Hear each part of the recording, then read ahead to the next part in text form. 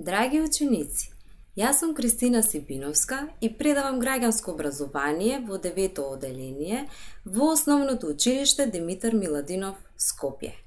На овој видео час ќе ја учиме наставната содржина, државната и јавната администрација во функција на граѓаните.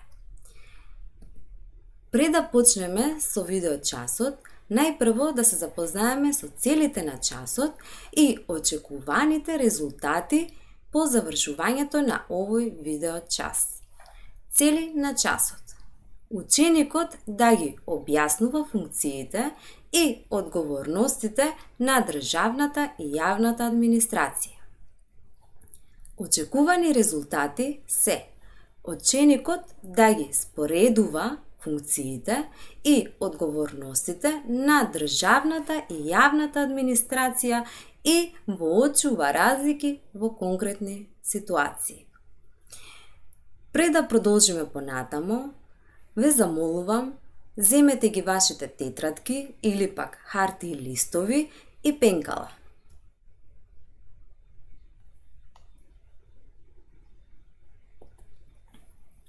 Ученици, размислете за следните услуги кои секојдневно ги добивате. Чистење на отпад и улици, користење јавен превоз, одење на училиште, одење на матичен лекар и гаснење на пожар. А потоа, одговорете ги следните прашања. Кој ја дава услугата? Кој ја користи услугата? Кој ги вработува хигиеничарите, шоферите, машиновозачите, наставниците, лекарите и пожарникарите? Што ќе се случи ако овие луѓе не одат на работа? Паузирајте го видеото и одговорете ги прашањата. Значи, да повториме уште еднаш. Овие прашања треба да ги одговорите според горе наведените услуги.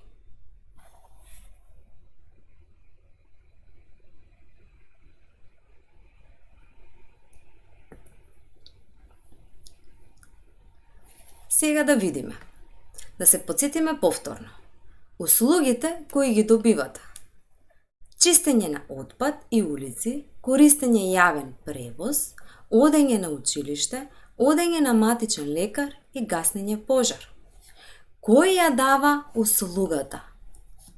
Давател на овие услуги е државата. Кој ја користи услугата? Корисници на услугите се граѓаните. Кој ги вработува хигиеничарите, шоферите, машиновозачите, наставниците, лекарите и пожарникарите? Државата е таа која ги вработува. Што ќе се случи ако овие луѓе не одат на работа? Доколку овие луѓе не работат, нашиот живот како граѓани би бил многу тежок и не би можеле да функционираме нормално. Например, ќе се собира отпад и нашето соседство и улици би биле нечисти. Ќе нема на кого да се јавиме доколку избие пожар. И така натаму. Во развиените земји граѓаните очекуваат повеќе услуги од државата. Од пристап до вода за пиење и енергија, одржување на патиштата, до квалитетно образование, здравство, безбедност и остварување и заштита на правата на граѓаните. Колку повеќе услуги и права очекуваме, толку повеќе луѓе се потребни во јавниот сектор за да одговорат на овие наши потреби. Или наедноставно кажано, јавната администрација ги опфаќа сите државни институции кои служат како сервис од каде граѓаните добиваат услуги и ги остваруваат своите права кои им се гарантираат со закон.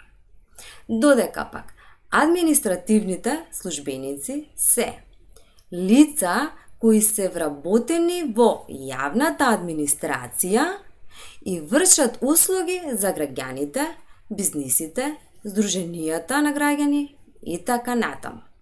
Административните службеници се делат на јавни службеници и државни службеници. Јавни службеници се вработени во институциите кои вршат дејности од областа на образованието, науката, здравството, културата, трудот, социјалната заштита и заштитата на детето, спортот, а организирани се како агенции, фондови, јавни установи и јавни предпријатија. Додека пак државни службеници се вработени во органите на државната и локалната власт и другите државни органи. Такви се министерствата, органите во состав на министерствата, владата, собранието, председателот на државата, народниот правобранител, стручните служби на единиците на локалната самоуправа и други. Сега имаме активност за вас учениците. Поврзете ги институциите во следната табела со соодветната услуга што ја даваат. Тоа значи дека институцијата треба да ја поврзете со каков вид на услуга ни дава или пак ние добиваме услуга од таа институција.